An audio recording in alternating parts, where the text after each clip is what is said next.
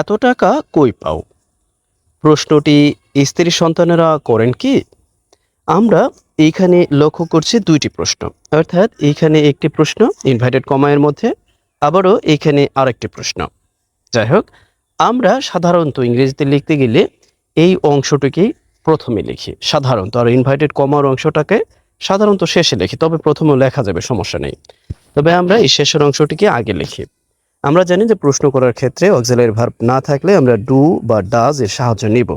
এইখানে যেহেতু প্রেজেন্টে প্রশ্নটি এরকম বলা আছে যে স্ত্রী সন্তানেরা এই প্রশ্নটি করেন কি, সেই ক্ষেত্রে আমরা লিখতে পারি কি যে ডু ওয়াইফস, অর্থাৎ আমরা প্লুরালে লিখছি ডু ওয়াইফস অ্যান্ড চিলড্রেন।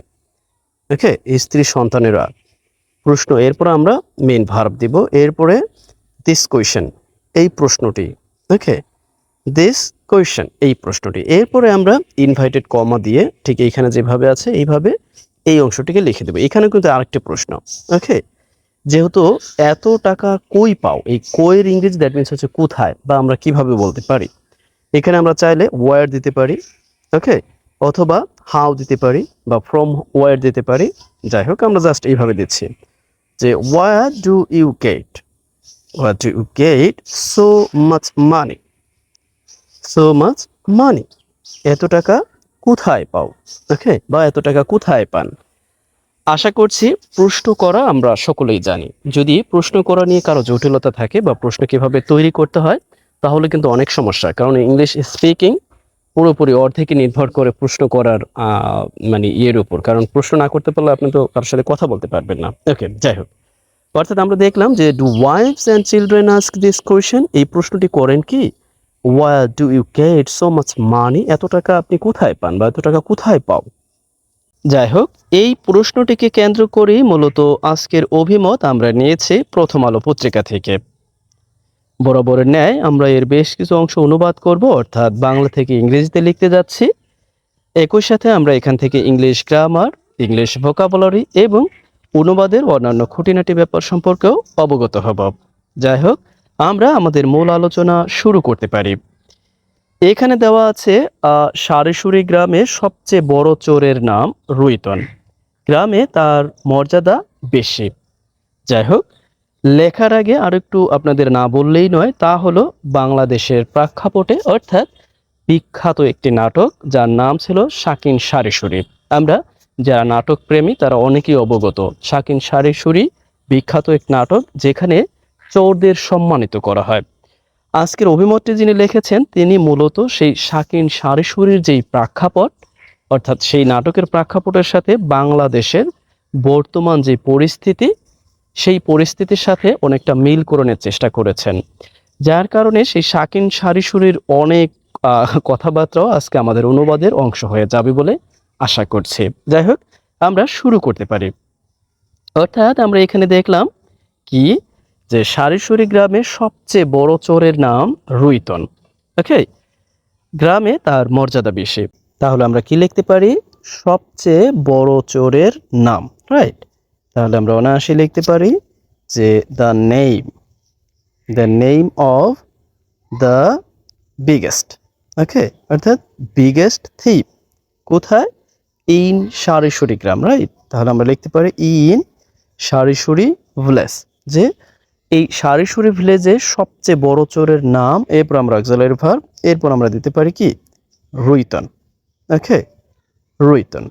আমরা এইভাবে না লিখে আমরা অন্যভাবেও লিখতে পারি, মানে জাস্ট এই রুইতনকে আমরা আগেও আনতে পারি, ঠিক এইরকম ভাবে প্লিজ টেক ইট ইজিলি, যে এইভাবে লিখতে পারি যে রুইতন ইজ দ্য বিগেস্ট, অর্থাৎ সবচেয়ে বড় চোর ইন সারেশুরি ভিলেজ।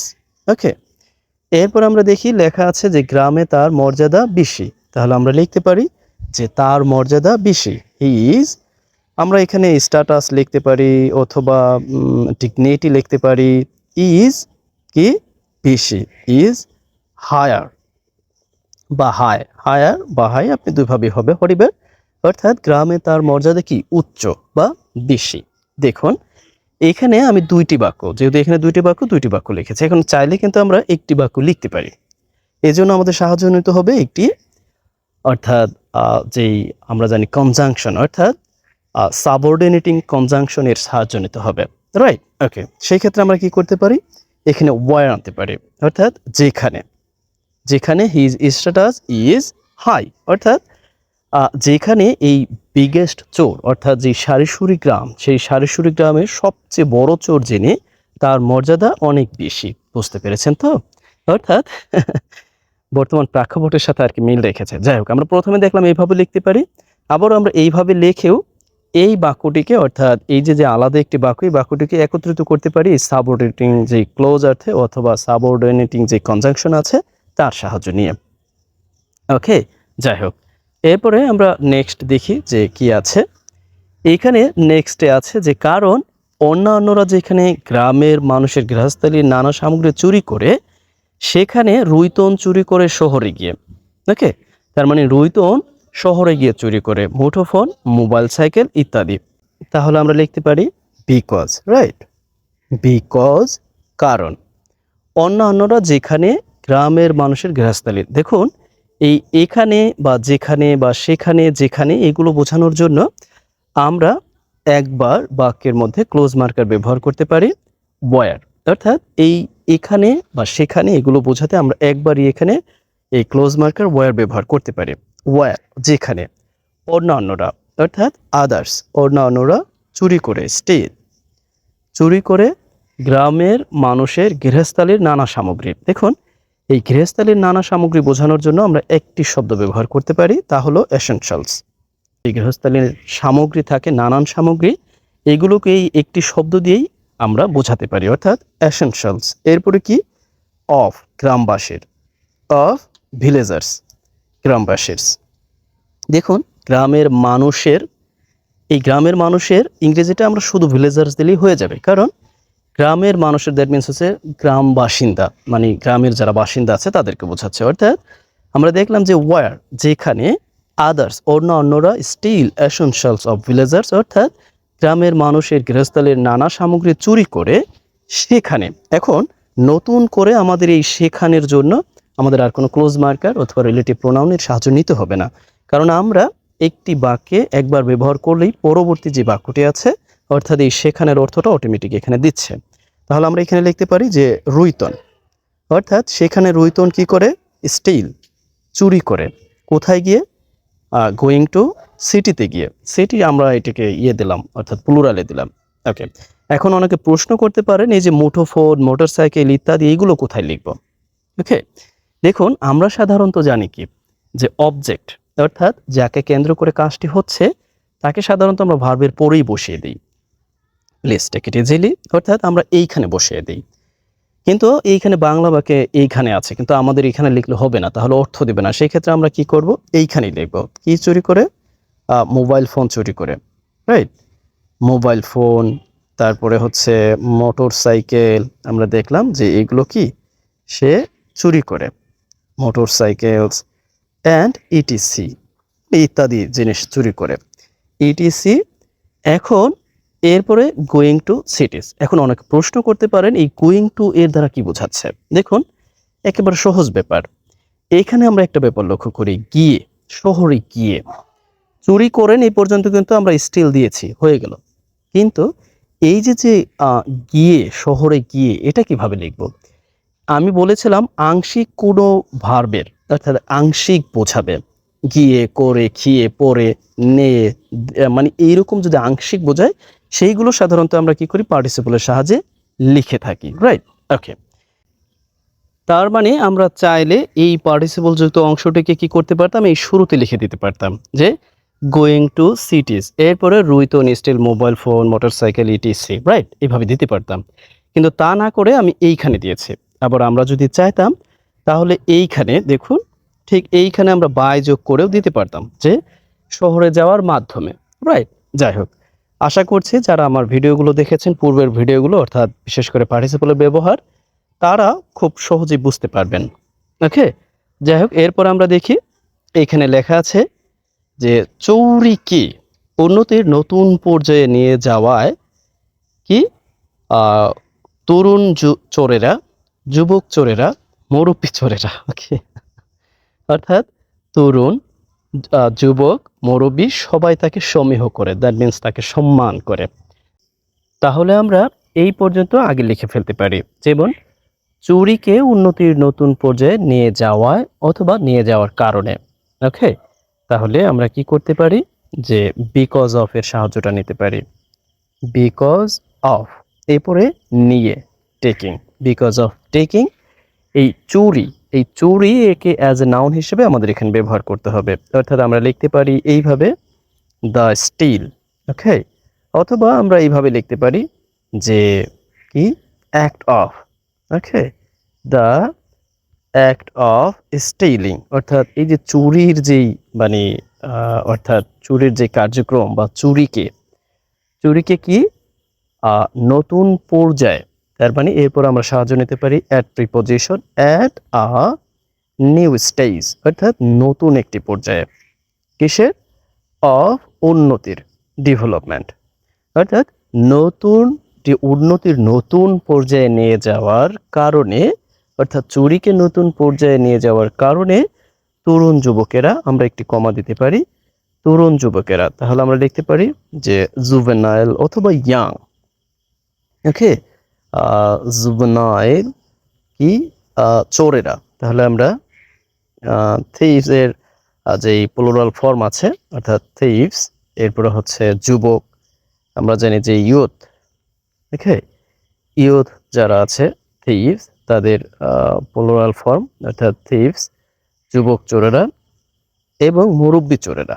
ওকে, মুরব্বী বলতে এই যে বৃদ্ধ যারা আছে, আমরা এইজড দিতে পারি। এইজ যারা থিভস আছে, চোর আছে, রাইট, কি তাকে সমীহ করে, অর্থাৎ রেসপেক্ট করে, রেসপেক্ট হিম বলতে ওই রুইতুনকে আর কি সমীহ করে। হয় না, এটাই তো ঘটে আমাদের সমাজে, এরকমটাই ঘটছে, অর্থাৎ যিনি বড় চোর তাকে সম্মানিত করা হয়। তার মানে এখানে দেখলাম এই যে চুরিকে উন্নতির নতুন পর্যায়ে নিয়ে যাওয়ার কারণে তরুণ যুবকেরা, অর্থাৎ এখানে আমরা দেখলাম জুভেনাইল থিভস অ্যান্ড যুবকেরা ইউথ থিভস, মুরব্বী যুবকেরা এইজড থিভস রেসপেক্ট হিম, অর্থাৎ তাকে সমীহ করে। আশা করছি বুঝতে পেরেছেন।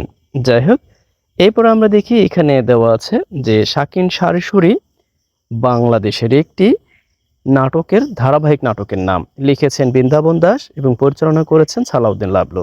দুজন ব্যক্তি আমার খুব প্রিয়, এক কথায় অসাধারণ। তারা গ্রাম্য নাটককে, অর্থাৎ গ্রাম্য চিত্রকে এমনভাবে ফুটিয়ে তুলেছেন, মানে কি বলবো। যাই হোক, আমরা আমাদের অনুবাদের কার্যক্রম করি। শাকিন শারিসুরি বাংলাদেশের একটি ধারাবাহিক নাটকের নাম। তাহলে আমরা লিখতে পারি যে শাকিন শারিসুরি, রাইট, শাকিন শারিসুরি কি বাংলাদেশের, আমরা একটা ইনভাইটেড কমা দিয়ে দিতে পারি যেহেতু এখানে মানে একটি নাম। হোয়াটএভার, শাকিন শারিসুরি কি is the name of Bangladeshi serial. Okay, এটা বাংলাদেশের সিরিয়ালই তো, রাইট, বাংলাদেশের সিরিয়াল প্লে, অথবা শুধু সিরিয়াল দিলেও হবে, যে বাংলাদেশি একটি নাটকের নাম। ওকে, লিখেছেন ওকে বৃন্দাবন দাস। দেখুন এখানে একটি দাড়ি দেওয়া আছে, কিন্তু আমরা ইংরেজিতে চাইলে সরাসরি কিন্তু লিখে ফেলতে পারবো, অর্থাৎ এইভাবে দেখুন, অর্থাৎ একটি পার্টিসিপলের সাহায্য নিয়ে রিটেন বাই কি বৃন্দাবন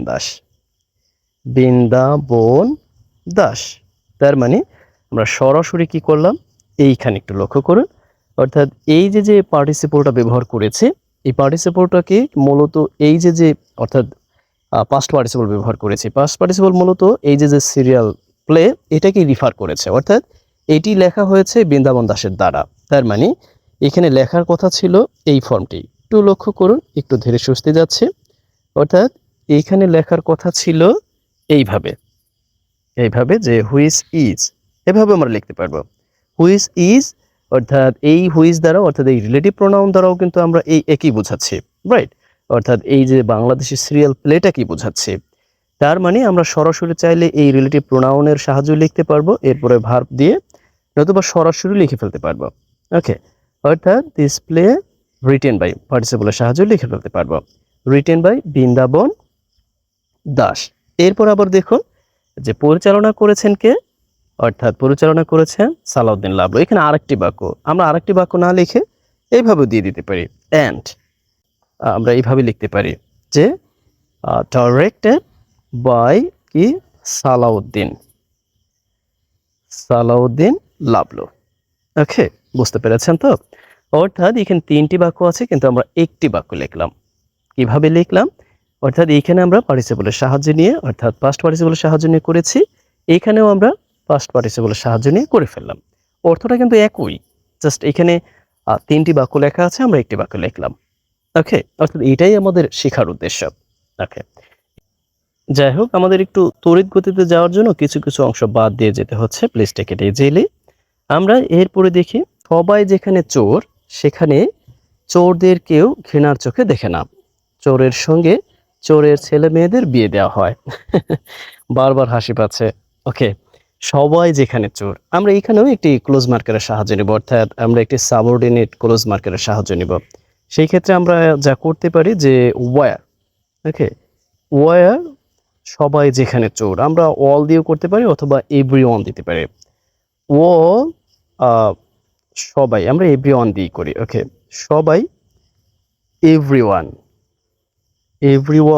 ইজ কি thief, right? Everyone is thief, সবাই যেখানে চোর সেখানে চোরদের কেউ কি ঘৃণার চোখে দেখে না, অর্থাৎ সেখানে চোরদের কেউ ঘৃণা করে না। আমরা এই বাক্যটিকে প্যাসিভও লিখতে পারবো, অ্যাক্টিভও লিখতে পারবো। ওকে, অর্থাৎ সেখানে, আমি বলেছি এইখানে সেখানে বোঝার জন্য আমাদের একবার এই যে ক্লোজ মার্কের সাহায্য একবার নিলেই হবে। ওকে, অর্থাৎ সাবঅর্ডিনেট যে কনজাংশন বা ক্লোজ মার্কার তার সাহায্যে একবার নিলেই হবে। অর্থাৎ ওয়ার এভরিওয়ান ইজ থিপ, অর্থাৎ যেখানে সবাই চোর, অর্থাৎ এভরিওয়ান ইজ থিপ অথবা অল আর থিপস, সবাই চোর সেখানে চোরদের কেউ ঘৃণার চোখে দেখে না। সেই ক্ষেত্রে আমরা কি করতে পারি?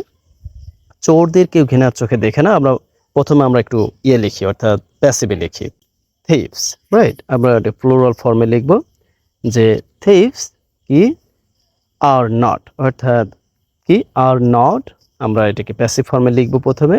আর নট লুকড ডাউন, অর্থাৎ ছোট চোখে দেখা হয় না বা ঘৃণার চোখে দেখা হয় না। লুক ডাউন অন, ওকে, ঘৃণার চোখে দেখা হয় না বা কি তাদেরকে ঘৃণা করা হয় না। আমরা চাইলে এই লুক ডাউন অন না দিয়ে, অর্থাৎ এই ফ্রেজটা ব্যবহার না করে আমরা সরাসরি ভার্বটা ব্যবহার করতে পারি